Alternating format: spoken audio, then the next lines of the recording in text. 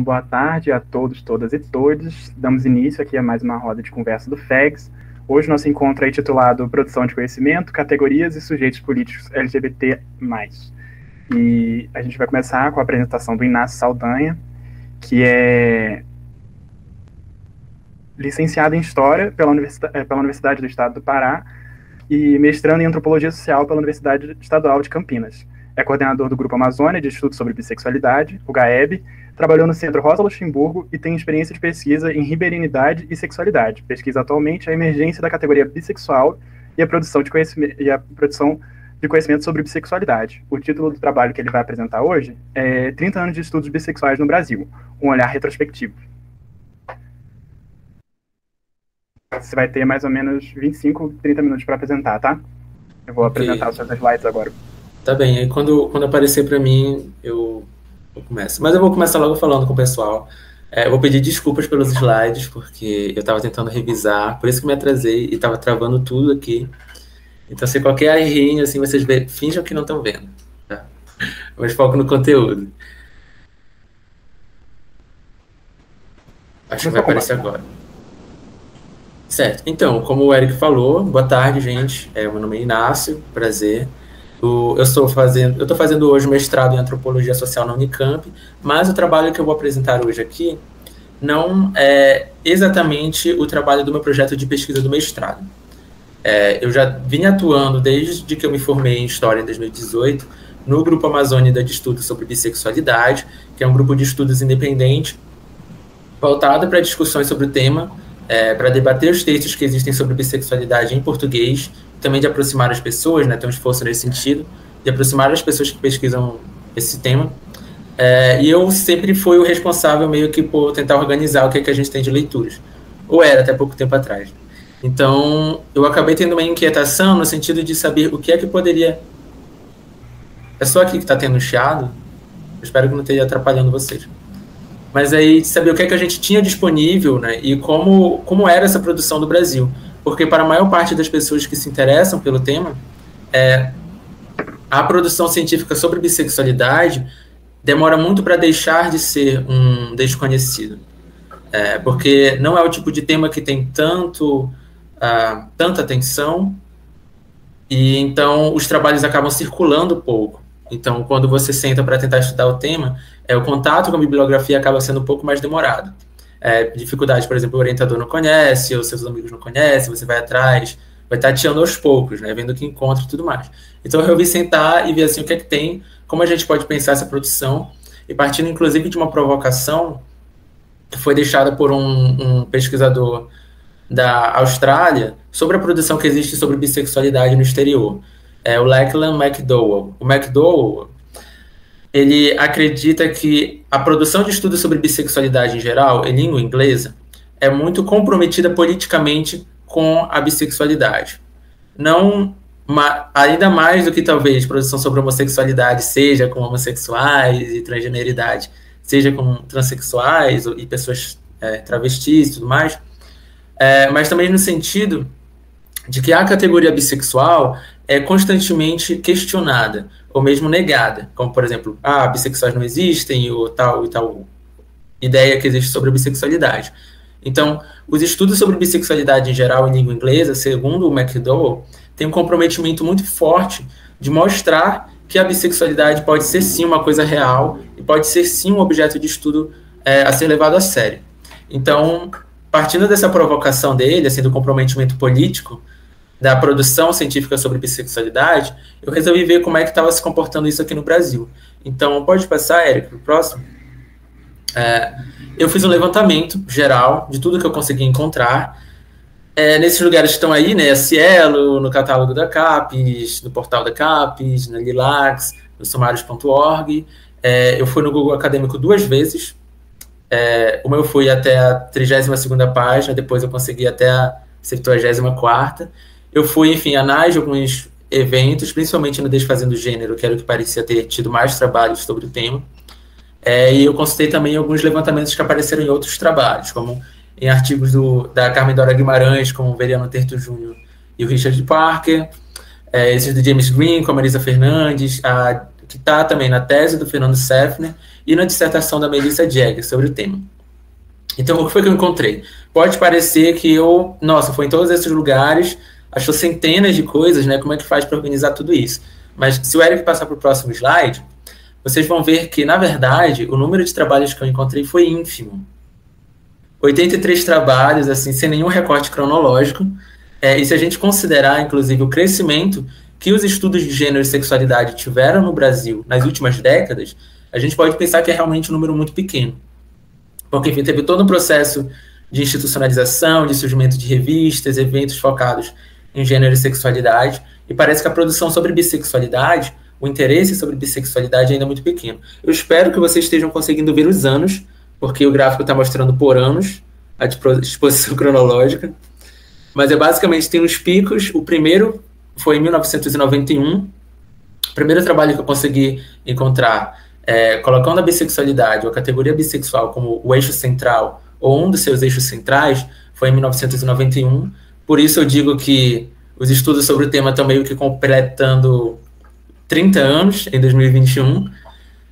E a gente só viu uma tendência de crescimento real a partir de 2013, ou talvez 2014, que é quando o gráfico começa a subir de uma forma bem acelerada. Isso quer dizer que não se falava sobre bissexualidade antes?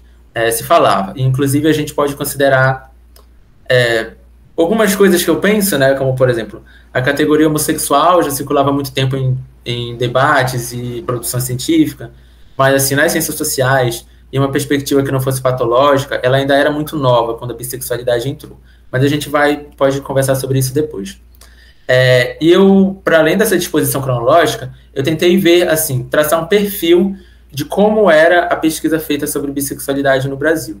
Quem é que pesquisa para poder tentar organizar essa disposição cronológica? Então, os gráficos que eu vou mostrar agora para vocês são um pouco no sentido de mostrar alguns eixos que nos permitem ver quem é que pesquisa bissexualidade no Brasil e como se pesquisa também. Esses dois primeiros gráficos fazem referência aos tipos de trabalho que são defendidos ou publicados sobre bissexualidade no país. Na primeira, eu coloquei de uma forma geral, e aí a gente pode ver as resenhas, artigos, dissertações, teses, TCCs, de graduação e de especialização. E o segundo gráfico eu fiz só da forma de publicação dos artigos, porque, como vocês veem, mais da metade dos trabalhos são artigos, e uma parte considerável dos artigos são em anais de eventos. Uma coisa que pode chamar atenção nisso, né? Como eu falei pouco antes, a diversificação, a pluralização de eventos científicos sobre gênero e sexualidade no Brasil é recente. Então, grandes eventos como o Fazendo Gênero, o Desfazendo Gênero e vários outros, inclusive na disposição regional ao redor do Brasil, não vem de antes da década de 90. Então, principalmente os anais de eventos, eles são muito recentes, porque o primeiro que eu encontrei era de 2013. Então, isso quer dizer, isso mostra novamente como a produção, pelo menos no sentido mais robusto, em termos numéricos, é muito recente no Brasil. Ainda que houvesse coisas já faz algum tempo, né? Faz pouco tempo que essa produção começou realmente a se diversificar e a crescer mais. E a gente pode ver pelo número pequeno que tem, né? A resenha é 1%, mas é porque foi só uma resenha, que foi publicada no ano passado, diga-se de passagem, na revista Estudo Feministas, pela Helena Mônaco. Tem um TCC de especialização, e eu posso pedir para vocês, até para vocês adivinharem quantas são essas teses, 3% de 83. Na verdade, foram apenas 2 teses de doutorado esse tempo todo, né? A do Fernando Seffner, defendida no doutorado em Educação, em 2003, e a do Ismar Inácio dos Santos Filho, defendida em 2013 na Federal de Pernambuco. Então, também, como a gente vê, uma produção que tem uma entrada limitada na pós-graduação, e que, pelos tipos de trabalho que são apresentados, boa parte deles parece ser de pessoas que estão na graduação e de que estão saindo da graduação indo para um mestrado. Isso é muito interessante porque isso mostra que é uma produção muito jovem também. Então, para o próximo slide, por favor. Outro traço que eu achei importante de incluir foi o gênero da pessoa que pesquisa. Eu acho que isso faz muita diferença quando a gente pensa em produção de conhecimento, inclusive o conhecimento, produção científica de uma maneira geral, né? Quem é que produz, e o que é que circula, e o que é que se lê, e o que é que se cita e tudo mais. Mas essa preocupação saiu, para mim, por uma questão um pouco curiosa. Eu comecei a me deparar muito com trabalhos escritos por mulheres. Então, eu tentei ver, por exemplo, se tinham pessoas trans ou mais homens e tudo mais, e algumas pessoas chegaram, inclusive, a me dizer que, eu acho que quase todos os trabalhos são feitos por mulheres no Brasil, o que é uma coisa muito interessante, porque é o oposto do que acontece com relação à homossexualidade, não é? Existe uma reclamação muito comum nos debates sobre a homossexualidade, sobre o protagonismo masculino, dos homens produzindo mais e sendo mais produções sobre homens, e as produções sobre homens e de homens circulando mais. Agora, a produção sobre lesbianidade está ganhando mais força, mais visibilidade, mas a gente vê uma coisa diferente com relação aos estudos sobre bissexualidade. Tem um número maior de mulheres. E, assim, indo mais fundo no meu levantamento, eu percebi que a diferença não era tão discrepante assim. Mas, ainda assim, é uma diferença bem considerável. E se a gente for ver também, alguns dos trabalhos que mais são citados pelos outros, eles não se citam tanto, né? Mas alguns dos trabalhos que são mais citados pelos outros, que a gente pode dizer talvez as maiores referências, são também escritos por mulheres. A dissertação da Elizabeth Sarah Lewis, a dissertação da Maria Leão, da Helena Mônaco, enfim, muitos nomes femininos aí. Vocês podem estar percebendo uma linha vertical ali em cima. Eu não sei se dá para ler bem as legendas pelo tamanho que tá. Mas essa linha aí foi a única pessoa trans que eu encontrei e autora de um texto, e eu não pensei em colocar uma pessoa trans separada, assim, tipo, homem e homem trans, ou mulher e mulher trans. Não é isso. É porque, coincidentemente, a única pessoa trans autora que eu tive contato nessa produção até hoje foi uma pessoa não binária, que foi a Jenny Nunes Longini, que co-escreveu um artigo sobre bissexualidade e algumas categorias que são usadas no debate, como bifobia, monossexismo, categorias bem políticas, como a gente pode ver. Enfim, essa discrepância de gênero é uma coisa que ainda não está muito clara para mim, é uma coisa para a qual eu ainda estou pensando sobre como isso funciona, né? Como a gente pode pensar as razões disso, de ter um maior interesse de mulheres ou sobre mulheres com relação à bissexualidade, e não masculino, como acontece com a homossexualidade, né? Isso tem algumas explicações políticas que são levantadas às vezes também, porque o próprio movimento social de pessoas bissexuais, não só no Brasil, mas também em outras partes do mundo, também geralmente tem uma presença muito mais forte de mulheres. E aí, enfim, isso por si só já é um debate, mas é uma coisa que na produção científica reflete uma tendência que é presente também no movimento social. E no próximo slide, um outro tópico que eu achei importante de colocar foi as disciplinas. Então, eu não fiz como geralmente se faz em estudo de gênero e sexualidade, um levantamento só em ciências sociais ou coisas assim. Eu peguei tudo que tinha em todos os lugares que eu encontrei, exceto algumas coisas, por exemplo, plantas bissexuais ou bissexualidade psíquica, coisas que seriam mais difíceis de articular, com esse sentido de bissexualidade que a gente dá para a sexualidade, enfim, madura. Mas aí o que eu encontrei foi bastante interessante, porque a maior parte dos trabalhos vinha da psicologia. A psicologia é a disciplina que mais pesquisa sobre bissexualidade no Brasil. E a gente pode ver, inclusive, não só com relação ao número, mas também ao fato de que alguns dos primeiros trabalhos sobre bissexualidade vieram da psicologia e de que alguns trabalhos importantes continuam vindo também. Como o próprio GAIBI, que é o grupo de estudos do qual eu participo, foi criado por estudantes de psicologia. E a gente vê também um número grande, considerável, das ciências sociais. Mas, assim, também tem medicina no meio. Então, tem uma coisa, assim, da área da saúde que é muito marcante. Apesar de que boa parte desses trabalhos na área da saúde, é importante a gente considerar isso, na psicologia, na medicina, eles têm uma pegada bastante social. Eles têm uma preocupação com interpretações sociais, em fazer um diálogo, sei lá, com antropologia, com sociologia. Então, a gente também não pode ver para essa divisão disciplinar como uma coisa muito enrijecida. Tem, assim, esse fluxo. Apesar da saúde ser muito forte nessa produção, tem uma preocupação social, assim, muito presente na forma de interpretar esse tema. E coisas assim de letras, comunicação, que tem poucos trabalhos, né? A comunicação é um ponto importante de destacar, porque o primeiro trabalho da comunicação, se eu não me engano, ele vem em 2016. Um TCC, se eu não me engano, foi um TCC defendido na UFPA, na Federal do Pará. E de lá para cá, a comunicação já se destacou muito. O que eu posso perceber dessa produção presente na comunicação?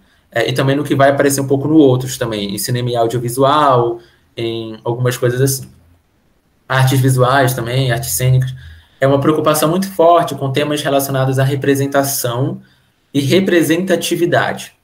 Então, boa parte desses trabalhos que se tornaram mais comuns recentemente, nos últimos, 5 anos, são preocupados com questões de representatividade. Do tipo, o clipe da Anitta, ou a Marielle Franco, como ela vai aparecer nos jornais, ou as telenovelas da Rede Globo, ou personagens de filmes, personagens da literatura. Então, tem uma preocupação muito nesse sentido que reflete também discussões contemporâneas do movimento social com relação à representatividade, que fica muito forte nos últimos anos. Mas isso, enfim, a gente pode discutir depois também. E para o próximo slide, por favor. A disposição regional dessa produção. O que nas últimas 3 décadas vem sendo produzido no Brasil.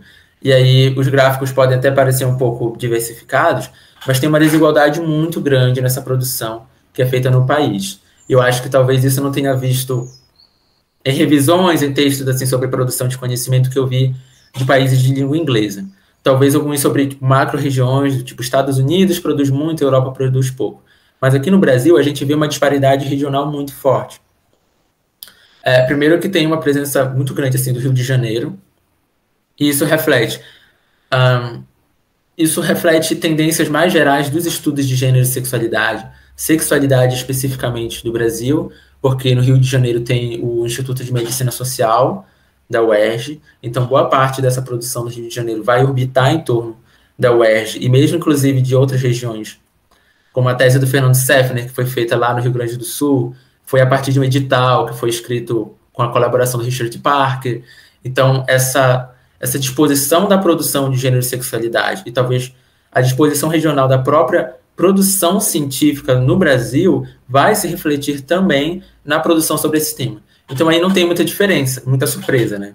O Sudeste vai, assim, com uma diferença discrepante com relação a outras regiões, e a região Norte vai ficar, assim, no último canto. E com relação às diferenças, é importante a gente também não tratar essas regiões do Brasil como coisas em si.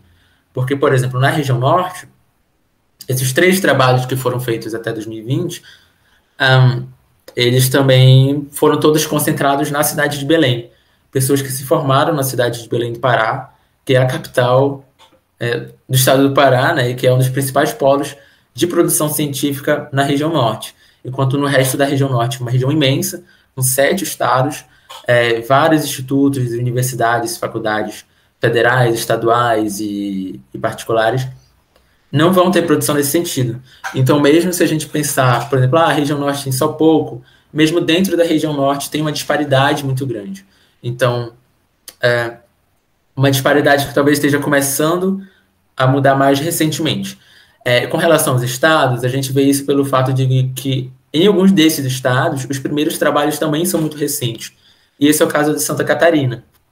O primeiro trabalho, eu perdi aqui a anotação, mas, se eu não me engano, é de 2014, alguma coisa assim, ou 2016.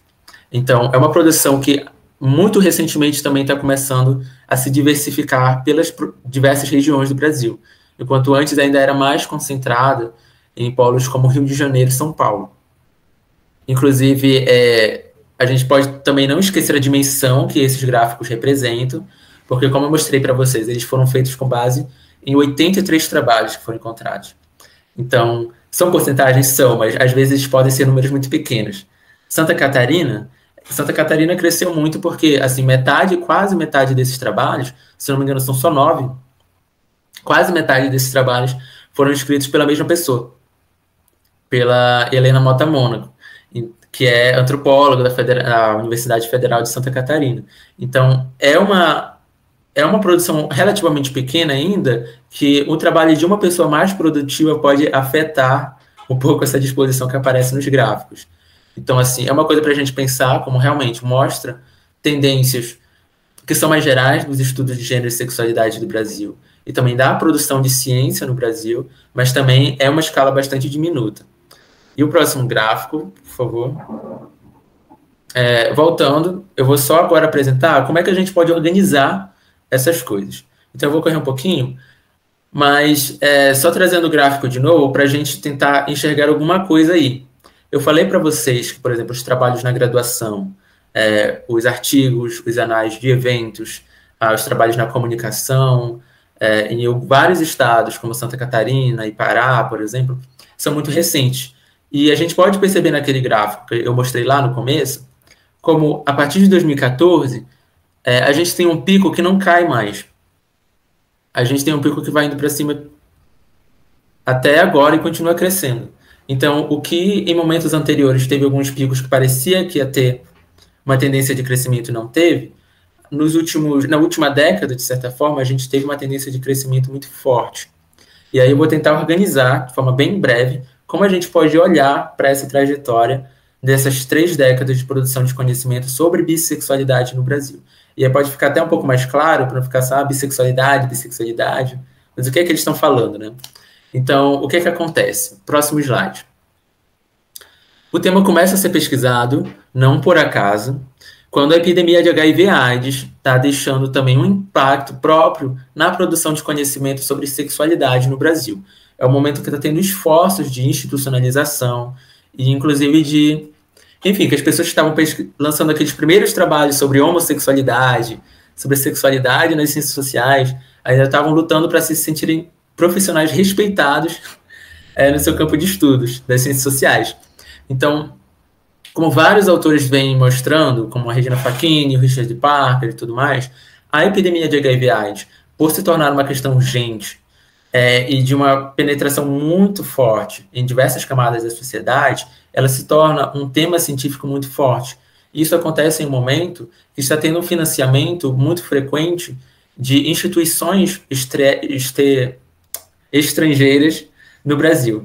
Então, o campo de estudo sobre sexualidade e sobre gênero e também sobre raça, de certa forma, no Brasil vai ter um certo impulso com base nessas instituições, como a Fundação Forte, como a Fundação MacArthur, que estavam financiando essas pesquisas no Brasil. Então, a bissexualidade vai entrar no meio dessas discussões, por quê? Porque a epidemia de HIV/AIDS, originalmente associada aos homens gays, começou a ter índices cada vez mais altos em mulheres casadas e em crianças. E aí um imaginário muito forte surge de que homens casados traíam as esposas com gays, com travestis, e passavam a doença para elas. Tem uma série de discussões aí. Mas aí o que acontece? Começa a pipocar várias discussões sobre os homens bissexuais, que seriam esses homens que estavam espalhando a doença. Que tem, enfim, uma série de implicações morais e tudo mais. Mas aí o interesse científico vai cair também sobre a bissexualidade, principalmente a bissexualidade masculina. Então, no período que a gente tem esse incentivo à pesquisa sobre HIV/AIDS, e que os estudos de gênero e sexualidade estão se firmando mais no Brasil, esse interesse todo vai respingar também na bissexualidade. Mas eu digo respingar porque a produção que a gente tem nesse momento ainda é muito pequena, espalhada, e, enfim, um artigo aqui, outro ali. Vai parecer que está crescendo e se tornando uma coisa mais madura a partir de 1999, quando nós temos ainda os primeiros trabalhos de pós-graduação no Brasil, e do qual a gente vai destacar a tese do Fernando Seffner sobre a masculinidade bissexual. Ele fez um amplo estudo sobre os homens bissexuais no Brasil e tudo mais. Mas o que acontece? O Seffner defende a tese dele em 2003 e no ano seguinte só tem um artigo que ele publicou num livro na Argentina. Então, o interesse que estava crescendo sobre bissexualidade se espraia. E no ano de 2005 já não tem mais nada. E aí, no próximo slide, a gente vê o que aconteceu depois. Um pulo, né? De 2004 a gente foi para 2007. Mas em 2007, a gente começa a ter um interesse renovado, que ainda é muito pequeno, sobre a bissexualidade no meio dos estudos de gênero e sexualidade, que estão em processo de crescimento e de institucionalização também no Brasil. Então, esse momento também vai refletir tendências mais gerais, como a recepção da teoria queer, para tentar pensar identidades e tensionamentos nos movimentos sociais, e o fortalecimento do movimento LGBT no Brasil. É o momento que a gente entra no governo do Lula, e já tem uma série de políticas públicas que passam a ser construídas, reivindicadas e disputadas pelo movimento, inclusive por cada uma das letras que compõem a sigla, né? Então, inclusive, essa disputa entre os segmentos dessas letras vai forçar o surgimento dos primeiros grupos de bissexuais organizados no Brasil, como enfim, o Espaço B em São Paulo, ou o Núcleo Bis em Brasília. Então, vai começar também a aparecer trabalhos que vão se preocupar com o lugar que essas pessoas bissexuais vão ter no interior do movimento, porque cada vez mais elas se sentiam rejeitadas, e numa posição que eram colocadas como, enfim, pessoas sujeitas de desconfiança. Ah, mas você é meio hétero, ah, mas você está mais seguro. E vai começar a aparecer a ideia de bifobia. Bifobia que talvez hoje, 2021, seja um termo mais conhecido, mas naquele momento ainda estava começando a aparecer no Brasil. A ideia de que pessoas bissexuais sofreriam preconceito não apenas de pessoas heterossexuais, mas também de pessoas homossexuais, porque seriam olhadas como desconfiança pelos dois lados. E algumas ideias como bissexualidade não existe, bissexuais são promíscuos, bissexuais são infiéis, vão aparecer de ambos os lados. Então, essa ideia de bifobia apareceu para tentar organizar esse sentimento que as pessoas bissexuais estavam tendo, inclusive dentro do próprio movimento. E aí a gente vai ver que vai ter mais trabalho sobre bissexualidade feminina. Isso muda com relação à década anterior, e a gente tem a segunda tese. Mas o trabalho que eu posso destacar mais aí não é mais essa segunda tese, sim a dissertação da Elizabeth Sarah Lewis, que é o trabalho que vai, enfim, trazer de forma mais contundente essa ideia de bifobia no Brasil. Indo para o terceiro e último momento que eu coloco, que é aquele do crescimento do gráfico, vem essa ideia de bifobia, e aí não mais como uma coisa que aparece num e outro trabalho, mas como uma coisa que vai ser característica dessa produção. O que vai acontecer é que vários termos que começaram a circular no movimento bissexual brasileiro a partir de 2010, já com o avanço, por exemplo, do cyberativismo, da internet, do surgimento de novos coletivos, de grupos no Facebook, como o B-Sides, que é de um coletivo de São Paulo, esses termos, essas categorias, ideias, vão começar a circular também entre a produção que vai surgir nesses últimos anos, que é uma produção, como eu repito, muito mais de jovens, de pessoas que estão na graduação, e aí a minha hipótese é que são pessoas que tiveram contato com os debates políticos da bissexualidade, ideia de apagamento, a categoria de monossexual, ou a ideia de bifobia, e tentaram trazer essas discussões, e têm tentando trazer essas discussões para os seus ambientes universitários. A gente está falando em um momento de acirramento de disputas no Brasil, impeachment em 2016, polêmica em torno de kit anti-homofobia nas escolas, jornadas de junho, ocupações nas universidades, nos ministérios. Então, os debates em torno de gênero e sexualidade começaram a pipocar muito, e teve um fortalecimento também nesse sentido, em que a bissexualidade vai entrar no meio dessas discussões. Então, vai ter um esforço, essa é a minha hipótese geral, de que nos últimos anos a gente vai ter uma produção mais contundente no Brasil, porque esses estudantes, principalmente de graduação, vão ter esse interesse político de trazer esses debates da internet, das ocupações, dos coletivos, das rodas de conversa, para os seus projetos de iniciação científica, para os seus TCCs, para, quem sabe, projetos de mestrado e tudo mais. Eu falei um pouco, tem uns outros slides, mas eu acho que as coisas que estão neles eu meio que já adiantei. Deixa eu só ver o outro que tem, já que está terminando. É isso mesmo que eu falei mesmo. E aí eu poderia dizer também, acrescentar para terminar, que existe um distanciamento, e pode ser um lado meio crítico que eu coloco. Uma aproximação muito maior de referências que vão condizer com discursos do ativismo, como esses três que eu elenco aí, que não dá tempo de falar agora, mas enfim, são referências que se tornam importantes para os estudos, mas também porque eles são referências importantes para o ativismo.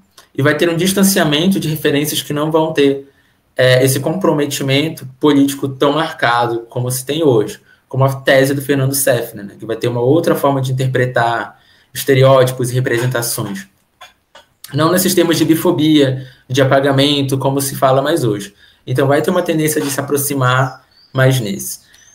Como, por exemplo, o Kenji Yoshino, que eu não vejo como uma referência forte lá fora, mas que nos outros países, mas que é uma referência forte no movimento, e que no Brasil é uma referência forte para os próprios estudantes que se interessam pelo tema. Então, eu diria que, diferente do que o Lachlan McDowell viu no exterior, a produção de estudos sobre bissexualidade não vai ser, em geral, no Brasil, resultado desse interesse político com relação à bissexualidade, mas ele vai se tornar assim depois de seguir algumas tendências gerais do desenvolvimento dos estudos de gênero e sexualidade no Brasil. E talvez a partir de 2014, sim, a gente veja um campo mais interligado, um campo com maior diálogo, com maior disposição geográfica, disciplinar e tudo mais, interessado nesse debate político, em como essas categorias, esses sentidos trazidos do campo ativista podem ser trazidos para a produção acadêmica sobre o tema. E é isso que vai fazer, enfim, a produção sobre bissexualidade crescer no Brasil. Mas é isso. Obrigado, gente.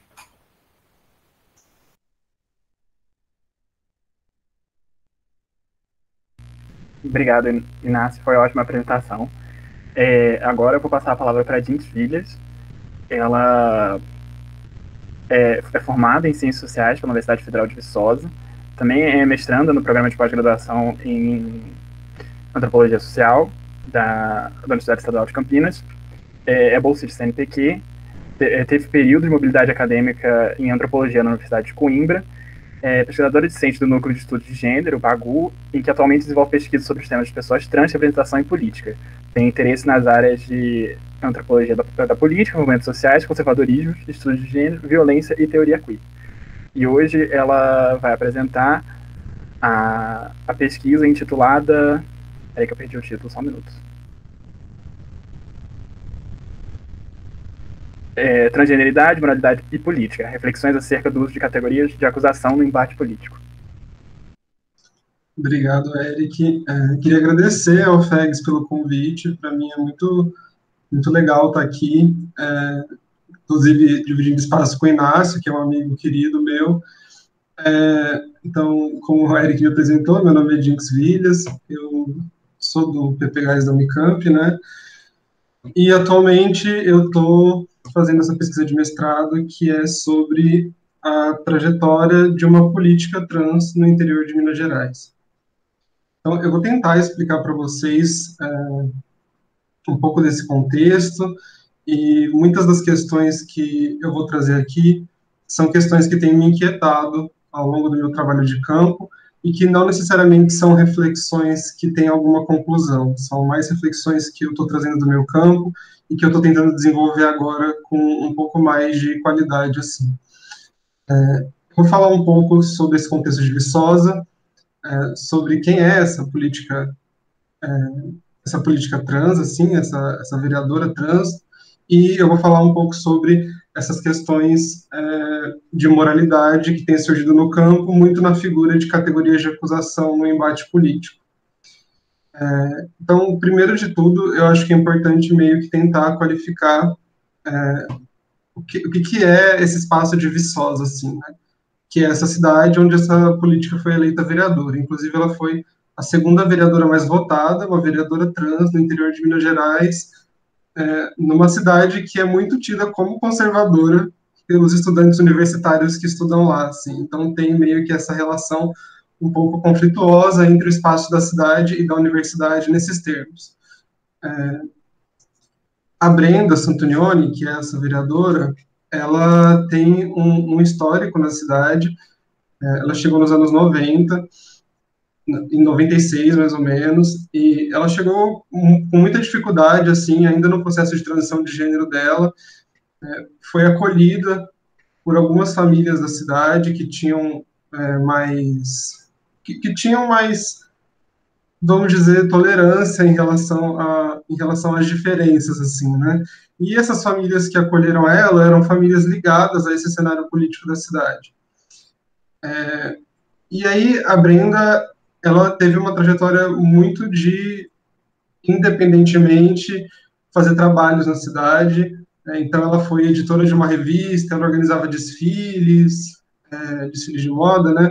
Ela participou de programas de rádio, teve um programa de rádio próprio dela, e ela foi trabalhando e se sustentando dessa forma independente, meio que buscando sobreviver mesmo, ter algum dinheiro para sobreviver.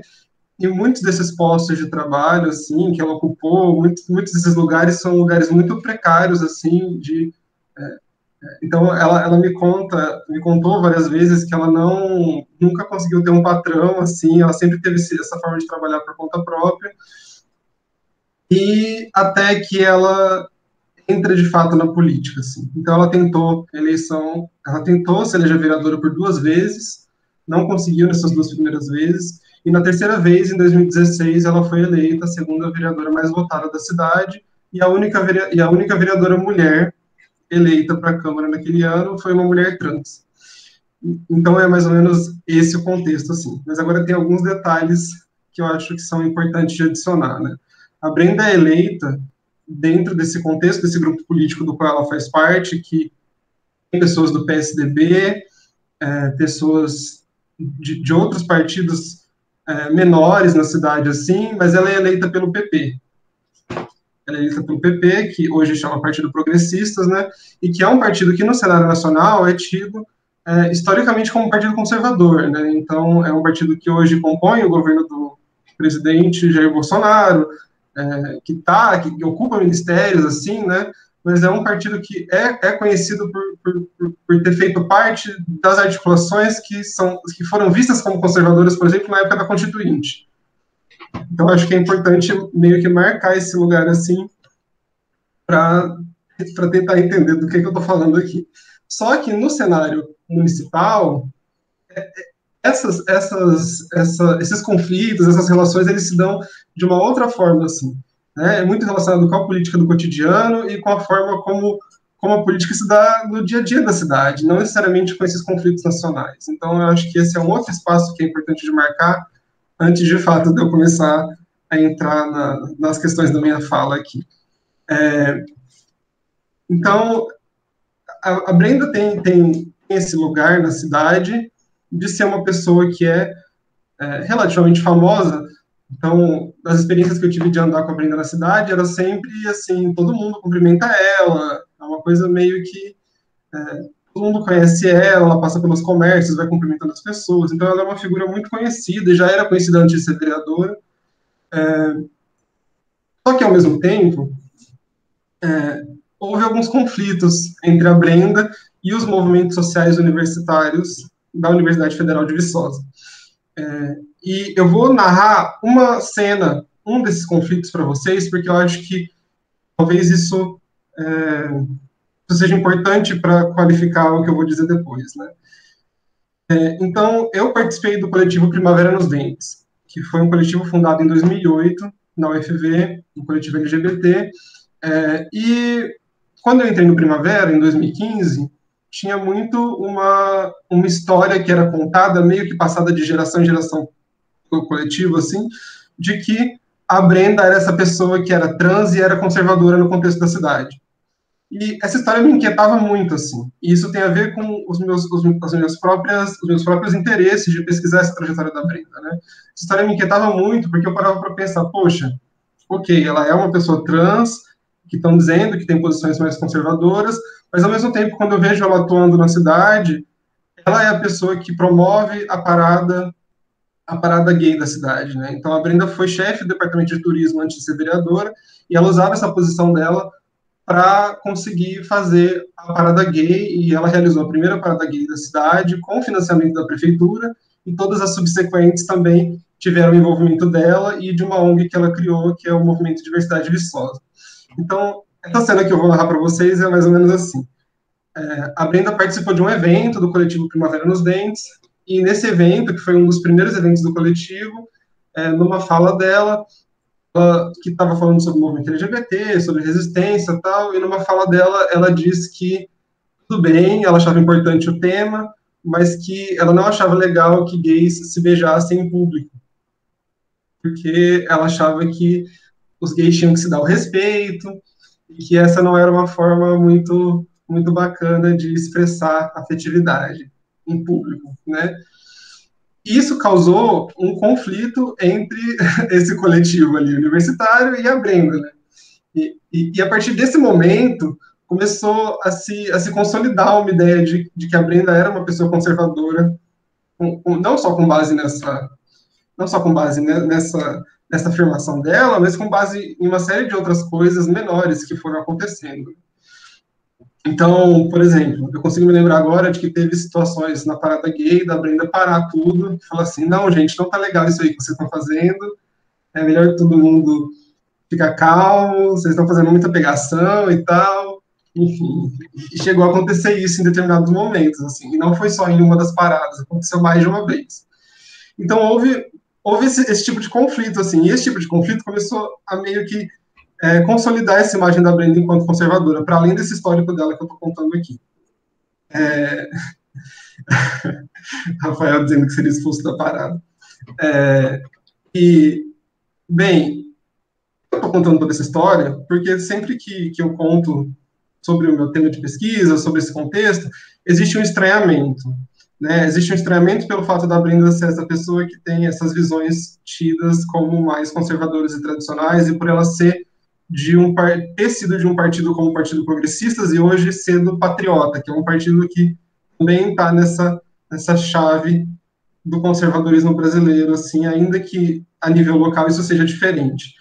E esse estranhamento, ele acontece principalmente em círculos de esquerda, né? Porque existe uma relação histórica entre as pessoas LGBTs e os movimentos de esquerda.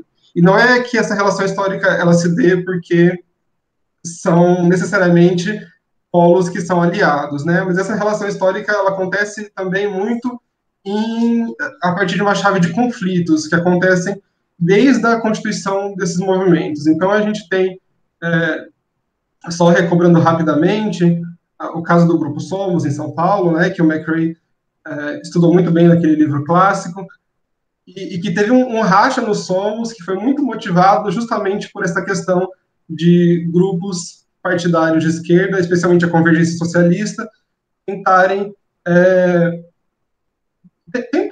disputar aquele contexto ali dentro do grupo e ter algum tipo de protagonismo. Então, essa relação entre a esquerda e os movimentos LGBTs, e eu estou dizendo aqui movimentos LGBTs, mas na verdade se trata, nesse caso, do movimento homossexual, né? Porque o movimento trans, por exemplo, tem uma outra história e que se dá muito a partir da criação da Astral, com a Giovanna Baby, que tem uma história que é um pouco mais independente do que esse movimento homossexual, ainda que essas histórias, em determinados momentos, convirjam e teçam relações entre si. Então, depois desse primeiro momento que o McRae tratou lá, nessa história clássica dos movimentos homossexuais, a gente tem uma situação, a Regina Facchini também vai tratar muito bem, que é em relação à criação das ONGs nos anos 90, essa criação das ONGs muito ligada com a questão do HIV/AIDS. E aí os movimentos sociais, eles passam a ser, esses movimentos sociais homossexuais, que também vão ter esse processo de transição, e também de se mesclar e de tomar outros sentidos até chegar num movimento LGBT que a gente conhece hoje, eles começam a ser lidos a partir das políticas de Estado, né? Das políticas de HIV/AIDS e das políticas de Estado.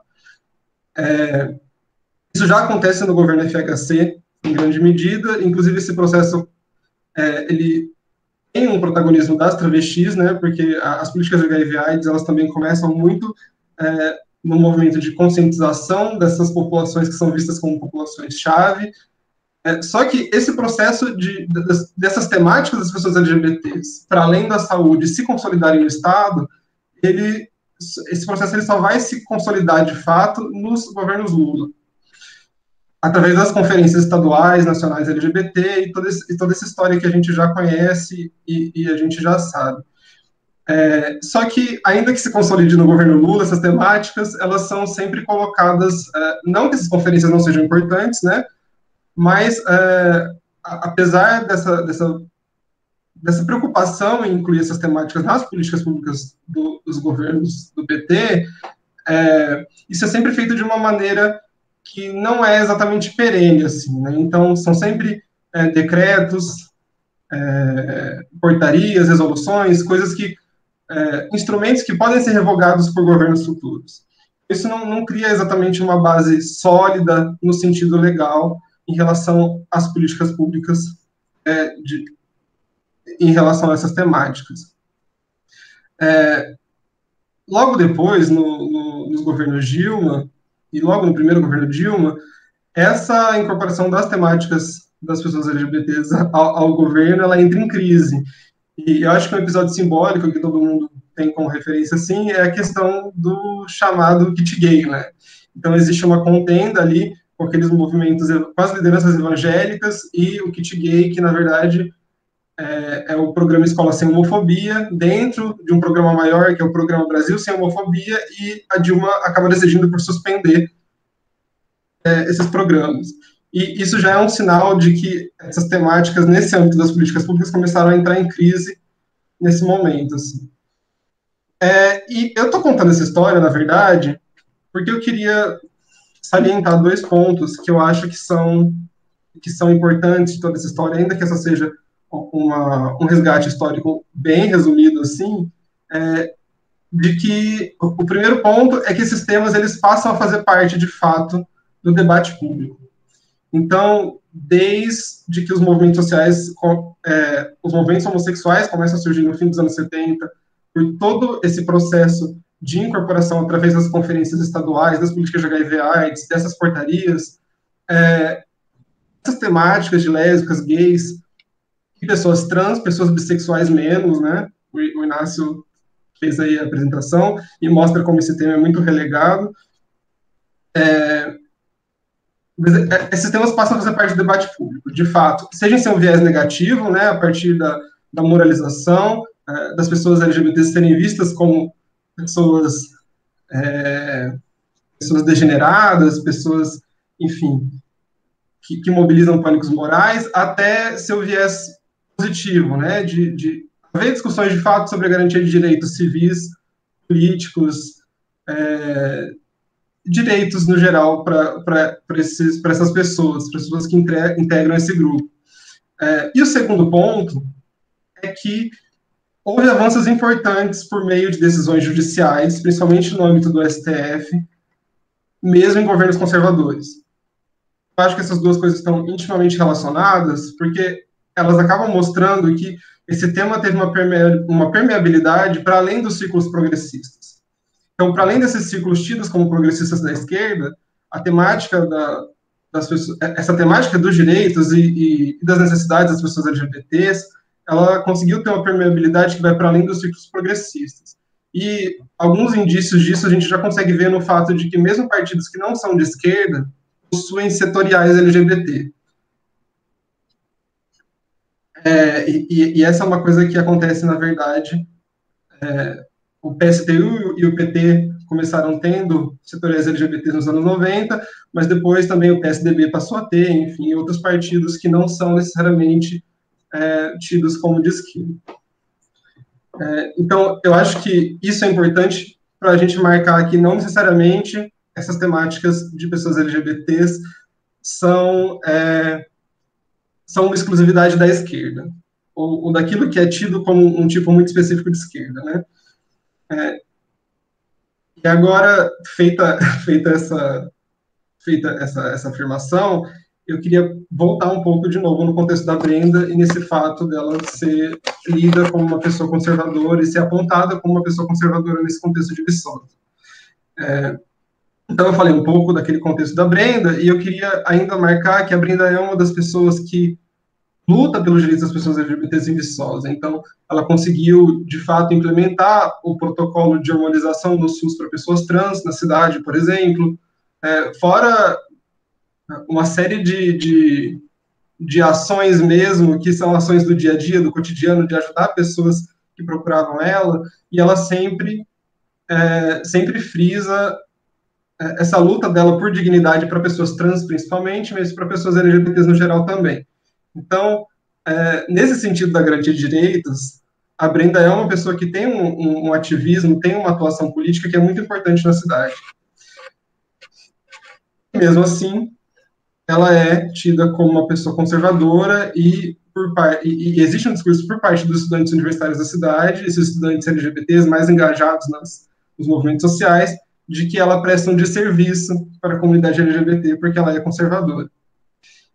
Eu queria chamar a atenção aqui, e aí usando a teoria das categorias de acusação do Gilberto Velho, porque é nisso que eu estou me baseando, que existe um jogo de acusações morais que a gente muitas vezes não se dá conta nesses processos de embate político, né?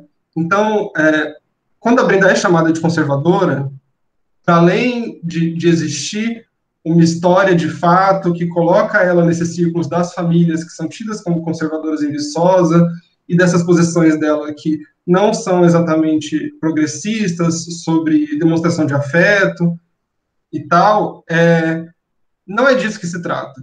Não é só disso que se trata quando se aponta a Brenda como conservadora. Ou quando, de outra forma, outras pessoas que são tidas como conservadoras apontam as pessoas de esquerda como petistas, ou petralhas, ou esquerdistas, enfim.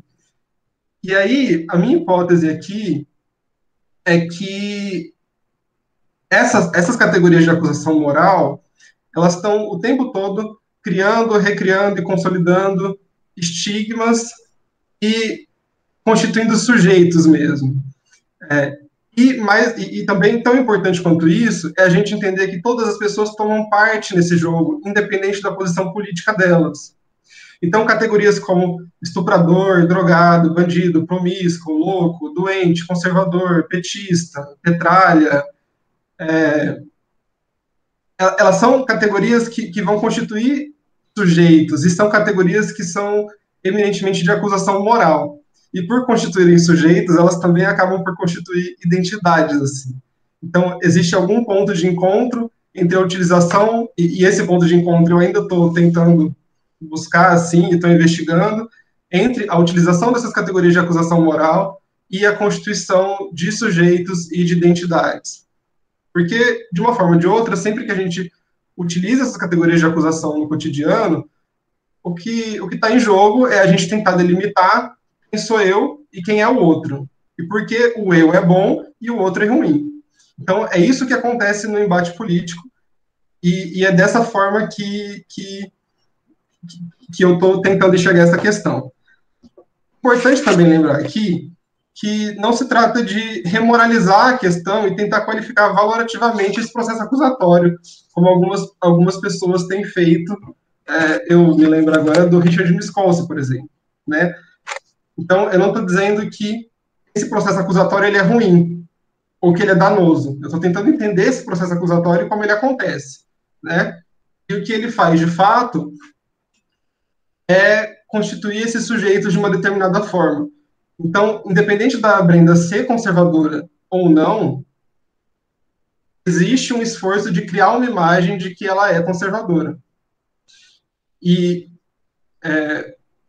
isso não necessariamente tem a ver com o fato dela ser conservadora de fato.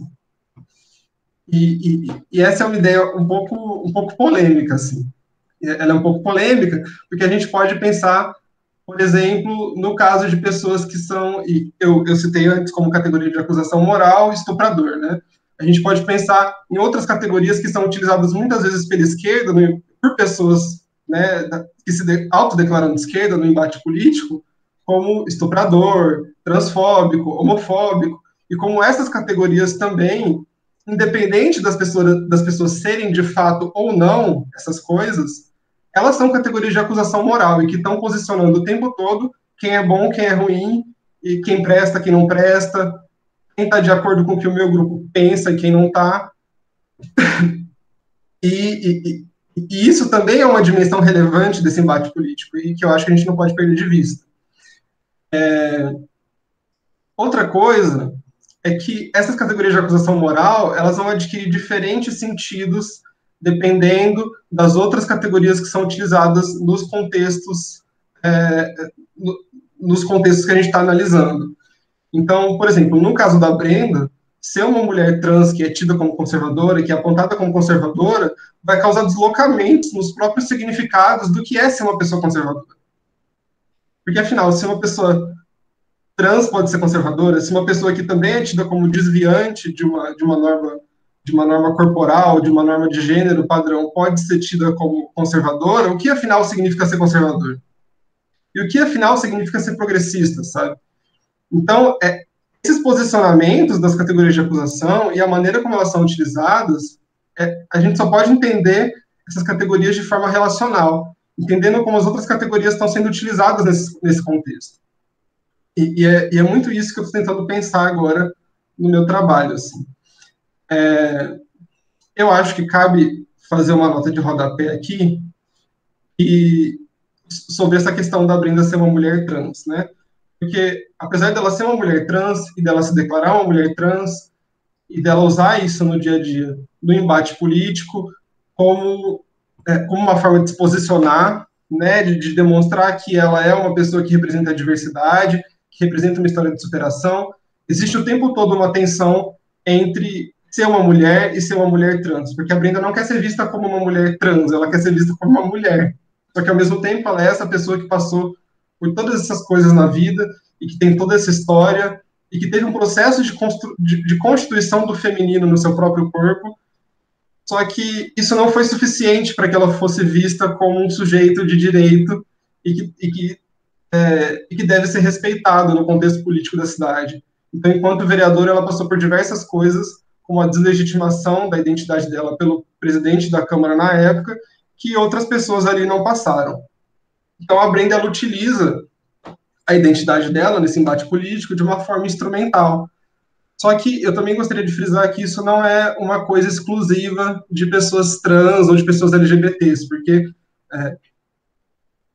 o contexto dos poderes legislativos e do poder executivo, que é dominado principalmente por homens, nada mais é do que permeado do uso instrumental da identidade masculina, da identidade de pai, da identidade de cristão, enfim, de uma série de identidades que são aí mobilizadas de forma instrumental no dia a dia do cotidiano da política. Então, esse uso instrumental que ela faz dessa identidade trans dela não é exclusivo, não é um uso exclusivo que pessoas trans fazem, mas é um uso que está ali ligado com os próprios processos políticos que estão acontecendo e dos processos de representação política mesmo. Então, a Brenda sempre demonstra essa tensão entre ser uma mulher trans e ser uma mulher, entre esse feminino, que seria biológico, que não está ligado a ter uma vagina nesse caso, mas que está ligado a sentimentos, a emoções do que seria esse feminino, e esse feminino que é fabricado e que tem relação também com essa ideia dos sentimentos e emoções, mas que está ligado também a modificações estéticas e a hormonização. Eu acho que eu tentei fazer um apanhado, assim, dessas duas questões. Eu não sei se eu deixei muito claro, mas a minha ideia é tentar relacionar como essas categorias de acusação moral estão relacionadas também com a constituição das identidades e com a constituição de estigmas nesse campo do embate político.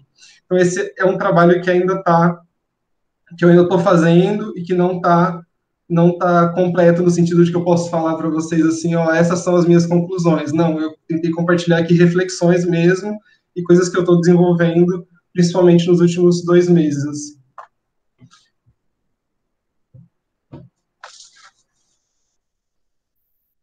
Muito obrigado, Jinx. Então agora eu vou parar a gravação para abrir para as perguntas. E muito obrigado a todos que compareceram, todos que participaram e por vocês por aceitarem o convite da mesa.